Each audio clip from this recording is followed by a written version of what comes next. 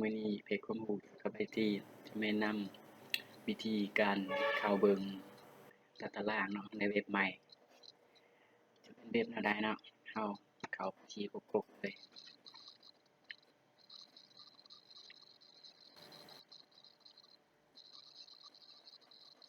เข้ามาที่คลิปว่ากกแล้วเนาะ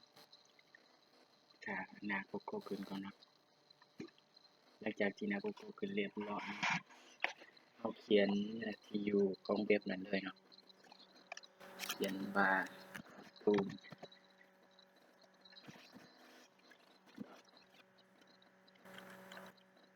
ยูดีเอ็นเขียนenter เข้าไปเข้ามาที่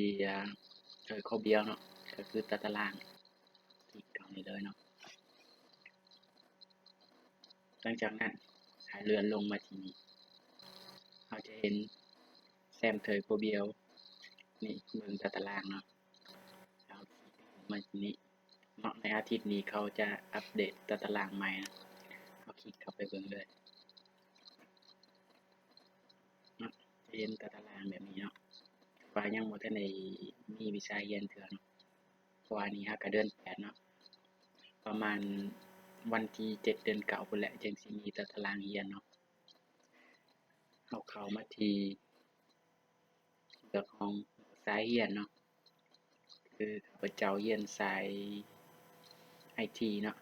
ภาษาอังกฤษแต่ว่าของเอต้องเป็นคลิกมาที่สายของเราเนาะเต้ๆนี่ของเอเต้ๆนี่ก็ยังบ่ทันได้มีตารางเทื่อนะ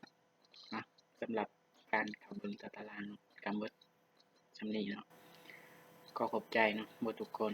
ที่เข้ามาเบิ่งวิดีโอของข้าพเจ้าเนาะ